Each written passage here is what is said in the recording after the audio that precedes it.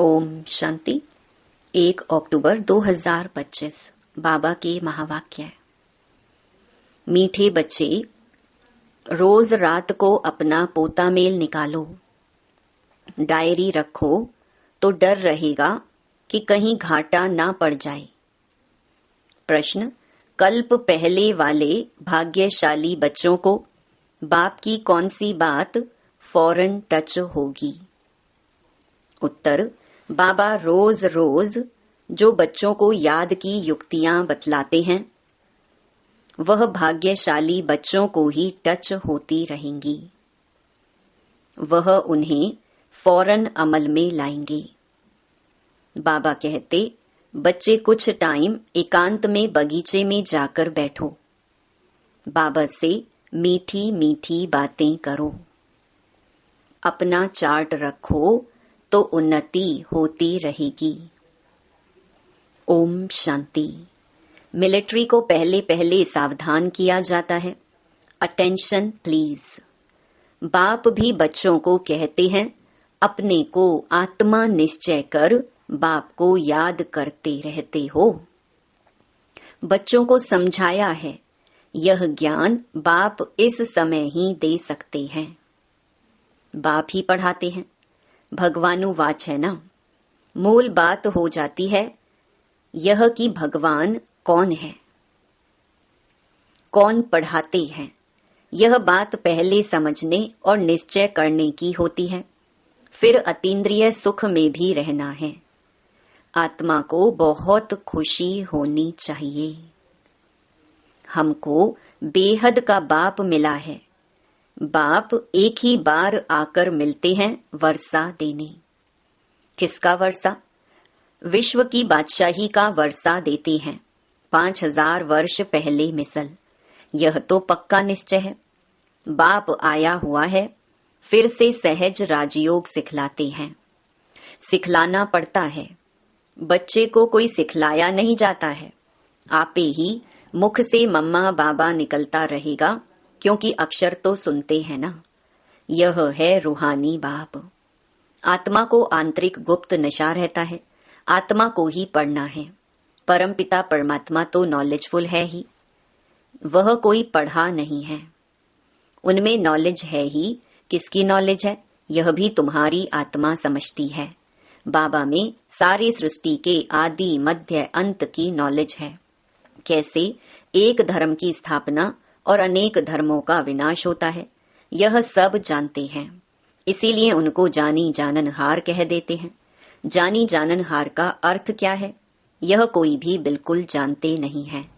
अभी तुम बच्चों को बाप ने समझाया है कि यह स्लोगन भी जरूर लगाओ कि मनुष्य होकर अगर क्रिएटर और रचना के आदि मध्य अंत, ड्यूरेशन, रेपिटेशन को नहीं जाना तो क्या कहा जाए।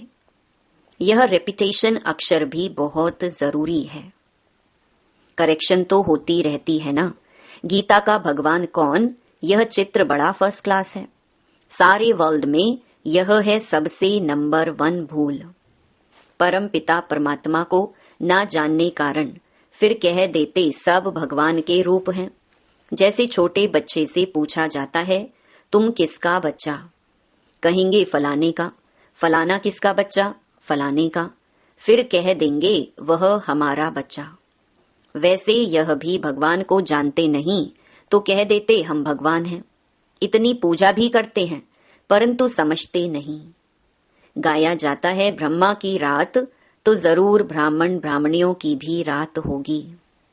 यह सब धारण करने की बातें हैं। यह धारणा उनको होगी जो योग में रहते हैं। याद को ही बल कहा जाता है।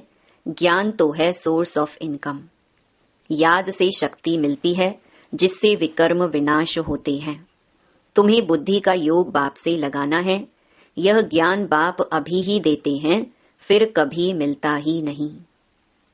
सिवाय बाप के कोई दे ना सके। बाकी सब हैं भक्ति मार्ग के शास्त्र, कर्म कांड की क्रियाएं। उसको ज्ञान नहीं कहेंगे। स्पिरिचुअल नॉलेज एक बाप के पास है और वह ब्राह्मणों को ही देते हैं। और कोई के पास स्पिरिचुअल नॉलेज होती नहीं। दुनिया में कितने धर्म, मठ, पंथ हैं, कितनी मतें हैं। बच्चों को समझाने में कितनी मेहनत होती है। कितने तूफान आते हैं, गाते भी हैं नैया मेरी पार लगाओ। सबकी नैया तो पार नहीं जा सकती। कोई डूब भी जाएगी, कोई खड़ी हो जाएगी। 2-3 वर्ष हो जाते हैं, कईयों का पता ही नहीं। कोई तो पुर्जा पुर्जा, टुकड़े टुकड़े हो जाते हैं। कोई वहां ही खड़े हो जाते हैं। इसमें मेहनत बहुत है। आर्टिफिशियल योग भी कितने निकले हैं। कितने योग आश्रम हैं। रूहानी योग आश्रम कोई हो ना सके। बाप ही आकर आत्माओं को रूहानी योग सिखलाते हैं। बाबा कहते हैं, यह तो बहुत सहज योग है। इन जैसा सहज कुछ भी है नहीं। आत्मा ही शरीर में आकर पार्ट बजाती है। 84 जन्म मैक्सिमम है, बाकी तो कम कम होते जाएंगे। यह बातें भी तुम बच्चों में कोई की बुद्धि में है। बुद्धि में धारणा बड़ा मुश्किल होती है। पहली बात बाप समझाते हैं, कहाँ भी जाते हो तो पहले पहले बाप का परिचय दो। बाप का परिचय कैसे देवें, इसके लिए युक्ति रची जाती है। वह जब निश्चय हो तब समझें, बाप तो सत्य है। जरूर बाप सत्य बातें ही बताते होंगे। इनमें संशय नहीं लाना चाहिए। याद में ही मेहनत है। इसमें माया अपोजिशन करती है। घड़ी घड़ी याद भुला देती है। इसीलिए बाबा कहते हैं चार्ट लिखो, तो बाबा भी देखे कौन कितना याद करते हैं। 1/4% भी चार्ट नहीं रखते हैं। कोई कहते हैं हम तो सारा दिन याद में रहता हूं। बाबा कहते हैं यह तो बड़ी मुश्किल है। सारा दिन रात तो बांधेलियां जो मार खाती रहती, वह याद में रहती होंगी। शिव बाबा, कब इन संबंधियों से हम छूटेंगे? आत्मा पुकारती है, बाबा हम बंधन से कैसे छूटे? अगर कोई बहुत याद में रहते हैं तो बाबा को चार्ट भेजें। डायरेक्शन मिलते हैं, रोज रात को अपना पोता मेल निकालो। डायरी रखो। डायरी रखने से डर रहेगा, हमारा घाटा ना निकल आए। बाबा देखेंगे तो क्या कहेंगे? इतने मोस्ट बिलवेड बाबा को इतना समय ही याद करते हो। लौकिक बाप को, स्त्री को तुम याद करते हो, मुझे इतना थोड़ा भी याद नहीं करते हो। चार्ट लिखो तो आप ही लज्जा आएगी। इस हालत में मैं पद पा नहीं सकूंगा। इसीलिए बाबा चार्ट पर जोर दे रहे हैं। बाप को और 84 के चक्र को याद करना है तो फिर चक्रवर्ती राजा बन जाएंगे। आप समान बनाएंगे तब तो प्रजा पर राज्य करेंगे। यह है ही राजयोग, नर से नारायण बनने का। एम ऑब्जेक्ट यह है। जैसे आत्मा को देखा नहीं जाता, समझा जाता है। इनमें आत्मा है, यह भी समझा जाता है। इन लक्ष्मी नारायण की जरूर राजधानी होगी। इन्होंने सबसे जास्ती मेहनत की है, तब स्कॉलरशिप पाई है। जरूर इन्हों की बहुत प्रजा होगी। ऊंच ते ऊंच पद पाया है, जरूर बहुत योग लगाया है, तब पास विद ऑनर हुए। यह भी कारण निकालना चाहिए, हमारा योग क्यों नहीं लगता है? धंधे आदि के झंझट में बहुत बुद्धि चली जाती है। उनसे टाइम निकाल इस तरफ जास्ती ध्यान देना चाहिए। कुछ टाइम निकाल बगीचे में एकांत में बैठना चाहिए। फीमेल तो जा ना सके, उनको तो घर संभालना है। पुरुषों को सहज है। कल्प पहले वाले जो भाग्यशाली होंगे उनको ही यह टच होगा। पढ़ाई तो बहुत अच्छी है, बाकी हरेक की बुद्धि अपनी होती है। कैसे भी करके बाप से वर्षा लेना है। बाप डायरेक्शन सब देते हैं, करना तो बच्चों को ही है। बाबा डायरेक्शन देंगे जनरल। एक एक पर्सनल भी आकर कोई पूछे तो राय दे सकते हैं। तीर्थों पर, बड़े बड़े पहाड़ों पर जाते हैं तो पंडे लोग सावधान करते रहते हैं। बड़ी मुश्किलात से जाते हैं। तुम बच्चों को तो बाप बहुत सहज युक्ति बताते हैं। बाप को याद करना है, शरीर का भान खत्म करना है। बाप कहते हैं मुझे याद करो। बाप आकर नॉलेज दे चले जाते हैं। आत्मा जैसा तीखा रॉकेट और कोई हो नहीं सकता। वो लोग मौन आदि तरफ जाने में कितना टाइम वेस्ट करते हैं।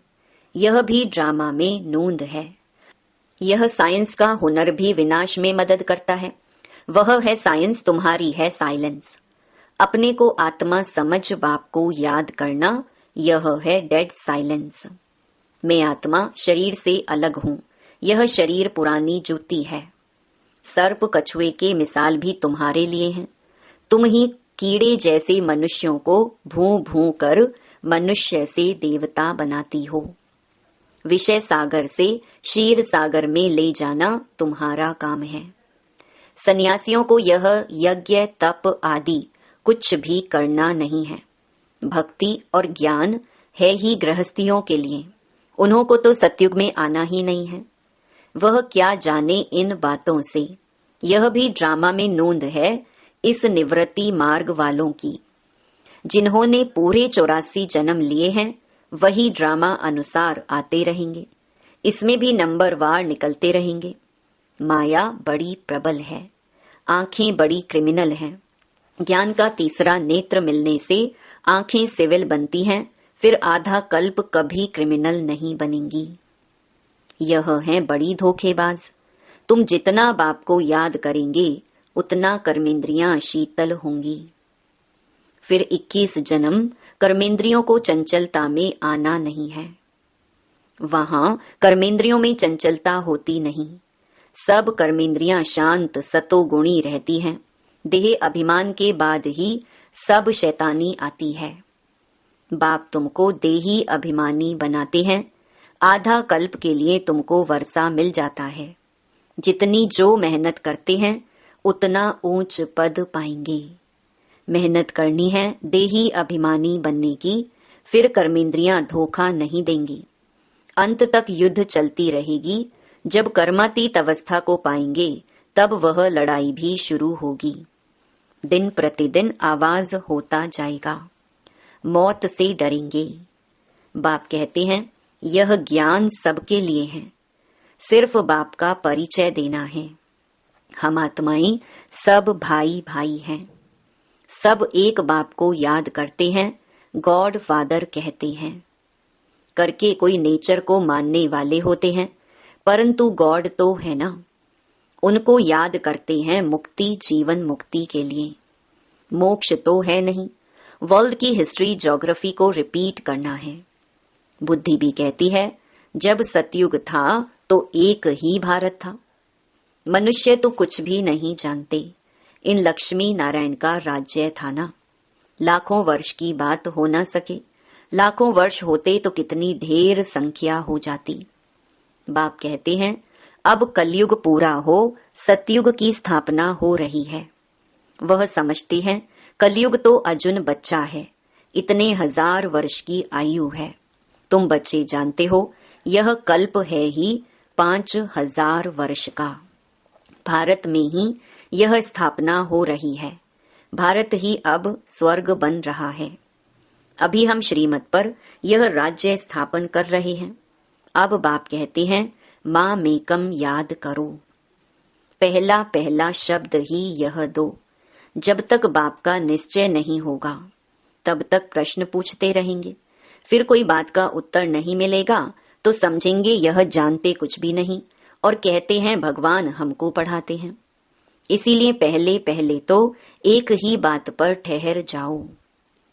पहले बाप का निश्चय करें कि बरोबर सभी आत्माओं का बाप एक ही है और वह है रचता। तो जरूर संगम पर ही आएंगे। बाप कहते हैं मैं युगे युगे नहीं, कल्प के संगम युग पर आता हूँ। मैं हूँ ही नई सृष्टि का रचता। तो बीच में कैसे आऊंगा? मैं आता ही हूँ पुरानी और नई के बीच में। इनको पुरुषोत्तम संगम युग कहा जाता है। तुम पुरुषोत्तम भी यहाँ बनते हो। लक्ष्मी नारायण सबसे पुरुषोत्तम है। एम ऑब्जेक्ट कितनी सहज है। सबको बोलो यह स्थापना हो रही है। बाबा ने कहा है पुरुषोत्तम अक्षर जरूर डालो, क्योंकि यहाँ तुम कनिष्ठ से पुरुषोत्तम बनते हो। ऐसी ऐसी मुख्य बातें भूलनी नहीं चाहिए। और संवत की डेट भी जरूर लिखनी चाहिए। यहाँ तुम्हारी पहले से राजाई शुरू हो जाती है, औरों की राजाई पहले से नहीं होती। वह तो धर्म स्थापक आए तब उनके पीछे उनके धर्म की वृद्धि हो।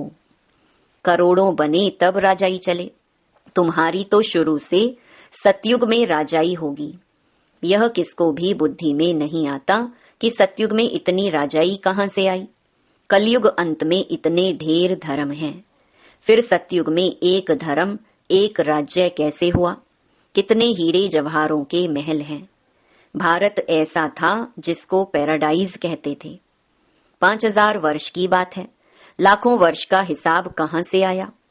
मनुष्य कितने मूंझे हुए हैं।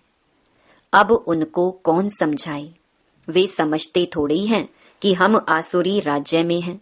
इनकी देवताओं की तो महिमा सर्वगुण संपन्न है। इनमें 5 विकार नहीं है, क्योंकि देही अभिमानी है। तो बाप कहते हैं मुख्य बात है याद की। 84 जन्म लेते लेते तुम पतित बने हो, अब फिर पवित्र बनना है। यह ड्रामा का चक्कर है। अच्छा, मीठे मीठे सिकिलधे बच्चों प्रति माता पिता बाप दादा का याद प्यार और गुड मॉर्निंग। रूहानी बाप की रूहानी बच्चों को नमस्ते। धारणा के लिए मुख्य सार। पहला, ज्ञान के तीसरे नेत्र को धारण कर अपनी धोखेबाज आंखों को सिविल बनाना है। याद से ही कर्मेंद्रियां शीतल सतोगुणी बनेंगी, इसीलिए यही मेहनत करनी है। दूसरा, धंधे आदि से टाइम निकाल एकांत में जाकर याद में बैठना है। कारण देखना है कि हमारा योग क्यों नहीं लगता है। अपना चार्ट जरूर रखना है। वरदान, सहन शक्ति द्वारा अविनाशी और मधुर फल प्राप्त करने वाले सर्व के स्नेही भव। सहन करना मरना नहीं है, लेकिन सबके दिलों में स्नेह से जीना है। कैसा भी विरोधी हो, रावण से भी तेज हो, एक बार नहीं 10 बार सहन करना पड़े, फिर भी सहन शक्ति का फल अविनाशी और मधुर है। सिर्फ यह भावना नहीं रखो कि मैंने इतना सहन किया तो यह भी कुछ करे। अल्पकाल के फल की भावना नहीं रखो, रहम भाव रखो। यही है सेवा भाव।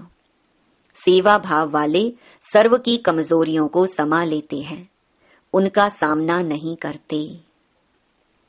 स्लोगन, जो बीत चुका उसको भूल जाओ। बीती बातों से शिक्षा लेकर आगे के लिए सदा सावधान रहो। अव्यक्त इशारे, स्वयं और सर्व के प्रति मनसा द्वारा योग की शक्तियों का प्रयोग करो।